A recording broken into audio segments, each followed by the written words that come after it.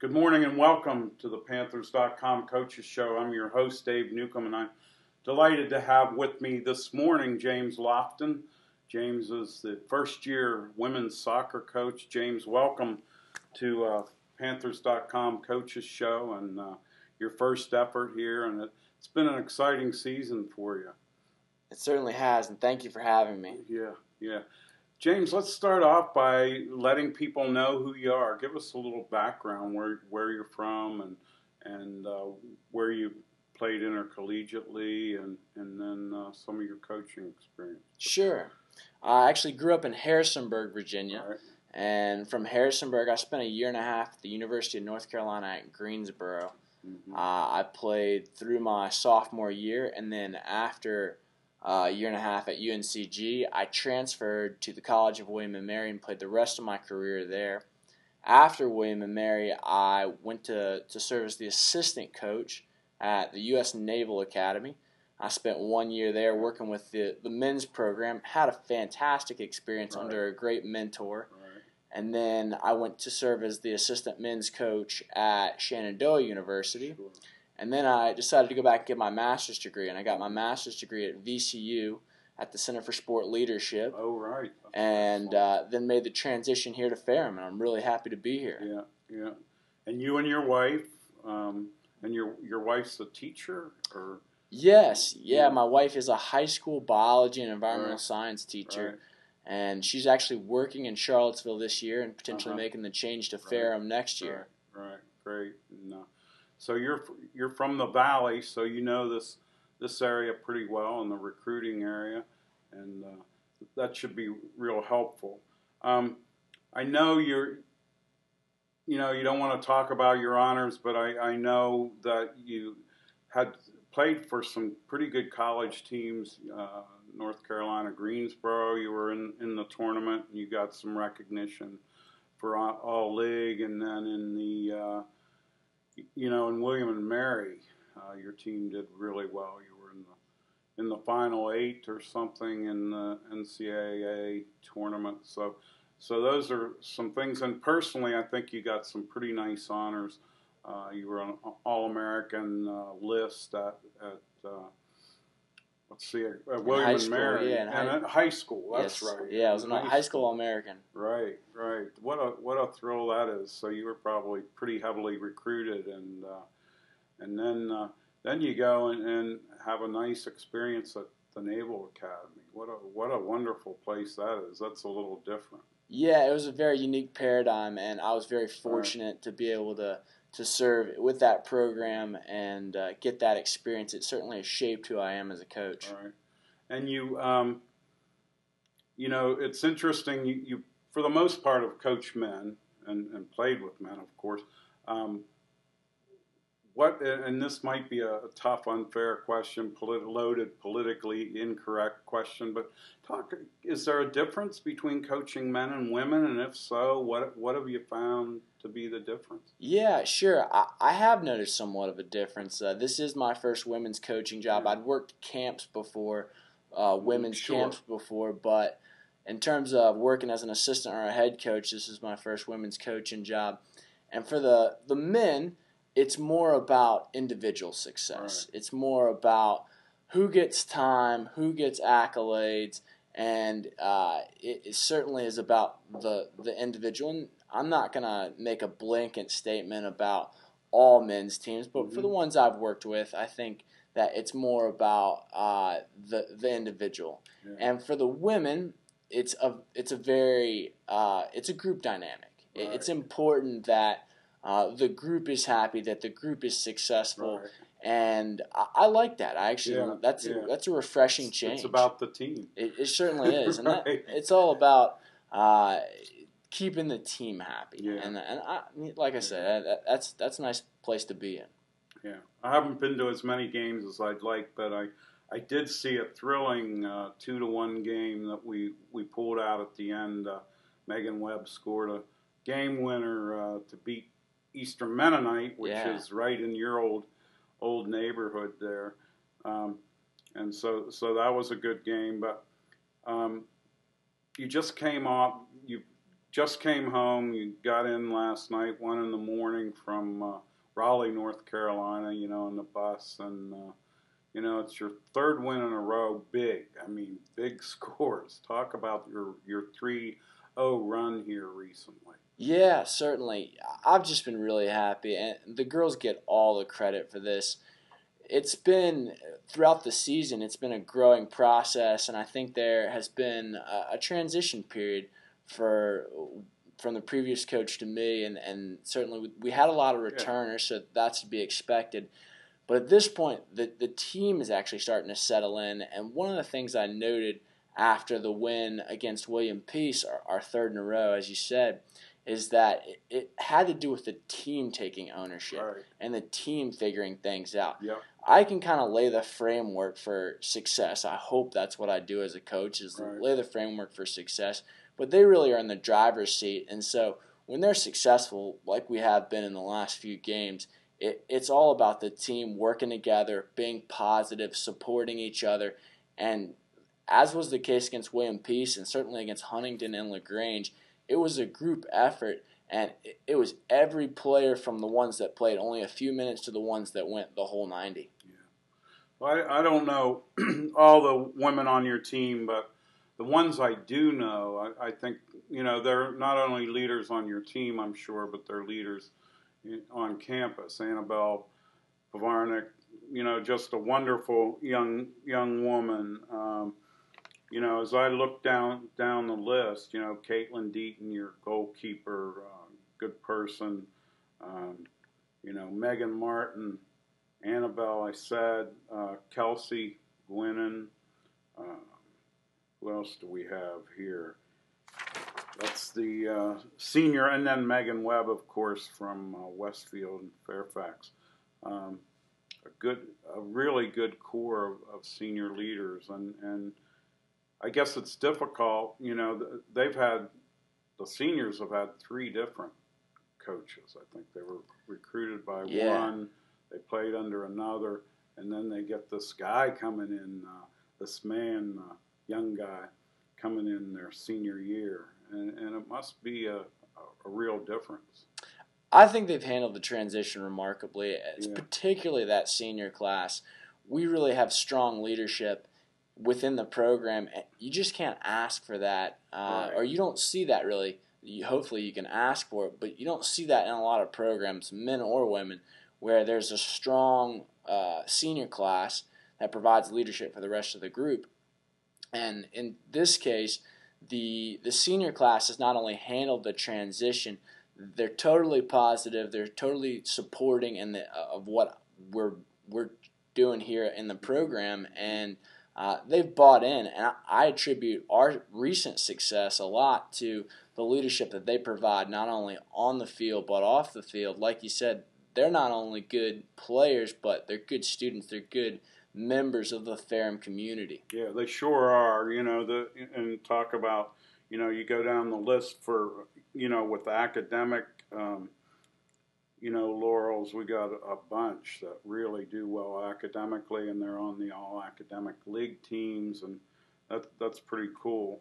Brianna Carell Bree Carell's one I know, as a leader on campus, and there's several others. Anyway, let's talk about the schedule a little bit, Coach. We're off this three-game, really, a 5-0 win against Huntington, a 5-0 win against LaGrange, and over the homecoming weekend, and it was a beautiful weekend, so you got to be flying high. And then you go down to Raleigh and win 4-1 against William Peace. Now we get North Carolina Wesleyan at home, Salem at home, Mary Baldwin College at home. How's that stretch look for you? I told the girls last night, I sent them an email, and I said that the game against North Carolina Wesleyan is going to be huge for us, this upcoming one, and we really can't look past that. There's perhaps not a game on the schedule that matters more for us in terms of league standings and how we finish at the end of the season. It's just going to be super important. And the thing is that North Carolina Wesleyan is in a similar position that we are, in that they're battling for one of a few top places in the league. And so getting a result against NC Wesleyan will be a huge, it will be something that's in our favor. And we always know it's going to be a battle.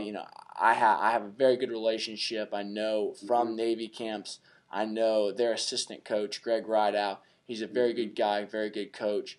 And fortunately, they're on our turf, on our terms, and we're very happy about that. So it's a good position to have a big rivalry and a team that's going to come in and play very well, but hopefully be playing on the road and certainly on a field where we perform very, very well. Certainly this season we've looked very, very good at home. So we're good at home. Yeah, our record certainly shows that. And you heard it, fans, from the coach. We need to get out and support the Panthers against always tough North Carolina Wesleyan. Absolutely, no question about it. There's not going to be a bigger game in terms of placement and standings. Yeah.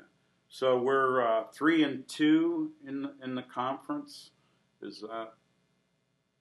That's correct. Yeah. That's correct. Yeah, 3-2 in the conference. It's a good place to be. We currently stand at 4th. The only game I really thought we should have picked up that we didn't was the 1-0 loss against Covenant. It's always going to be hard to play on the road, and we played back-to-back games. We were in Georgia. I think our legs were tired, and we just weren't quite as mentally sharp as we should have been. But other than that, we're in a very good place. We're in the driver's seat, and we're certainly where we want to be with league standings and looking at the rest of the season. Looking past North Carolina Wesleyan with Salem College and Mary Baldwin. Salem is out of conference, but they're going to be a very tough opponent. It's going to be a good indicator for how we stack up really on a national scale. And then Mary Baldwin, it'll be great to have them at home. Yeah. The Flying Squirrels from Mary Baldwin. That's right. Up in your home territory. But we'll get out and support the team against North Carolina Wesleyan as much as we can. So then, you have your league play pretty much dominating the schedule. And is Averett? Yeah, Averett's in the league. So Everett is in the league. Everett traditionally has been very, very strong. And they're having a bit of a down year, but they're the kind of program that with the history that they have, they could surprise anybody. They played a really hard schedule this year, and they haven't done quite as well, I'm sure, as they would have liked. But that's going to be a battle. It's always going to be a battle. It's a little bit of an in-state rivalry, so I'm looking forward to that game in a big way. Right. Talk about a little bit with shifting gears. You move into a community maybe that isn't as large as what you're used to. Certainly not as big a place as Harrisonburg or Williamsburg or any of the places where you've lived. Annapolis, a great small city. Yeah. Talk about how you're adjusting to Franklin County and this area. Yeah, the area is one of the things that attracted me to this position. I love it. The thing is that with Ferrum, with Franklin County, I think there's a level of individual attention and a community of support that even in a small city you're really not going to find. Right. And that is so cool. It's so unique. And actually it's a big selling point for recruits when they come on campus, that I'm telling them, you're not joining Ferrum College or you're not joining Ferrum Women's Soccer. You're not even joining Franklin County. You're joining this family. Right. And I don't think you're going to find that in a lot of small cities. I don't think you're going to find that even at a lot of colleges. And that's a huge selling point. It was certainly a huge selling point for bringing my family to Ferrum. Right. So you feel the warmth and the people are real in Franklin County, and they usually treat each other pretty well. So So that's pretty cool. Yeah, I'm very happy about being here. I think the preconditions for success athletically and specifically within the women's soccer program are set, and that's a good place to be as a program. And it's certainly a good place to be for me personally, in a place where I can plant roots and hopefully build the program. Right, and that's what we really need, I think, in the women's program, some stability. I think the coaches that came before you did a great job of recruiting and coaching, and they had some success and moved on. And we need somebody that's going to be here to make the program stable. And I'm glad you have a mind to do that. So talk about, just in closing, your recruiting philosophy. And women's soccer, I guess it's pretty nice because the women play in high school, they play in the spring. So you aren't travel like a lot of coaches have to travel during the season to recruit. And certainly, and we do recruit in the season. Yeah, it's really important for us to just go all out on recruiting, so that we can, if the metaphor is building a house, we're laying the foundation right now. So gotcha. In the next few years, it's going to be about getting the best possible recruits here to Ferrum. In terms of recruiting, a lot of college coaches, they look for a couple things. They look for, some college coaches recruit because they want good students. Some college coaches, a few, not many, recruit because they want good people. And most college coaches, I would say, recruit just on the basis of how you play. One thing that I hope is unique about me as a leader is that we're looking at all three. We want good students, we want good people, and we want good players. Yeah. And that, unfortunately, whittles down kind of the pool.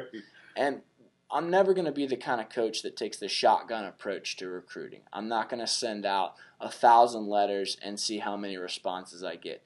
It's a very intentional effort for me. I look at how they handle in losing conditions. I look at how they really even treat their parents. I look at their academic success, and I look at certainly how they can perform on the play, on the field. And then one of the things that I tell recruits when they come in here is we focus on three things, and in a big way. And it's certainly something that I talk about with the current players almost every day. We talk about team culture, team chemistry, and relationships. First and foremost, I think that's really important that we get those three things right, the team culture, team chemistry, and relationships, those intangible elements right off the field, and then that translates to good results on the field. At least we hope it does. And I think certainly my mentor at the Naval Academy showed that with his current success. He's been able to turn that program around and build that up. So, for a recruiting class, we already have commitments for 2015. I'm really excited about it. And I think in future years you're going to see a lot of those players that embody those values and that buy into the whole trifecta, the team culture, team chemistry, and relationships. So it's a great place to be for Ferrum women's soccer. And finally, we don't want to harp on individual success with the team, but Morgan Funk was just named as Player of the Week in the USA South, and that we're talking about a conference with 11 teams, and that's quite an honor for her. Her picture was in the Franklin News Post, and she's a local player from Franklin County and has worked really hard and is really a good player. 13 points in 3 games is quite a feat. Morgan's great. She's done a fantastic job. She's been one that has led the group, has totally bought into what I'm selling, and she gets it all right. She comes in with a fantastic attitude. She's a great student, top of the team. Yeah. And she also is a really good player. From a playing standpoint, she does it from the support of the rest of the team. She certainly does it on the backs of the rest of the team. And that's the kind of team we are, is that in the end, it's great to have players of the week. It's great to have, potentially have candidates for, academic All-American. But in the end, it wouldn't be possible without the whole group, and the whole group starting to get it right. So I'm really happy with her and the whole entire team. Yeah, it's good to see that when the team gets along. And, a term that comes out a lot these days is being a good teammate, and I think that's what you're talking about. Encouraging others. If you're not the greatest player, help. Being spirited and having a great attitude. Those are the things that make your job a whole lot easier. Yeah, and in fact, being a great teammate, I'm glad you brought that up because for me, it's not optional. It's a requirement. Right. And so that's hopefully the direction we're going with this program. Great. And then finally, you have another local woman that's our assistant coach. Talk about Erin Salibi. I can't say enough about Erin. She's doing a great job. Mm-hmm. She is local. She played at Queens College in Charlotte. She was a great player, and she brings not only a technical background, but most importantly for me as a head coach, she is able to mentor the girls and be a source of support and bring those positive values that are so important to me. And it was important for me to find somebody that was going to buy into that. And I don't think there are a lot of assistants out there that have that bring kind of the combination of values, technical background, and ability to mentor. And she totally gets it. She totally buys in. And a lot of our success, we talked about kind of going 3-0 in the last couple games. A lot of that's attributed to her. Sure. And she comes from a great family. Her mom and dad. Her dad is a legendary cross-country coach in this community. Yeah. And her mom is real involved in the community, really fine people. And so Erin was a good get, as they say. She is. And speaking of her parents, they're still great supporters. They come to all of our home games, which I think is awesome. They don't even have a person on the field. Yeah. So to the home games, I was thinking they might travel. Yeah, that might be a bit much. Sure, they're there at every home game. Yeah, that's great. Okay, well, we're running out of time, and I wanted to say something about a new book that's on the market, and I have a little audio or a visual aid here for the book. It's Black and Gold: A History of Ferrum College Athletics, and it's our producer and director of this show is the author of the book, Gary Holden, and I'm about halfway through it, and it's just really a fun book to see about the way things were back in the 50s and 60s and how far we've come, and I'm just really pleased with it. Anybody that has anything to do with Ferrum Athletics or that was at Ferrum College, students, faculty, staff should get this book and read it. It's a lot of fun. So, until next week, and next week we will have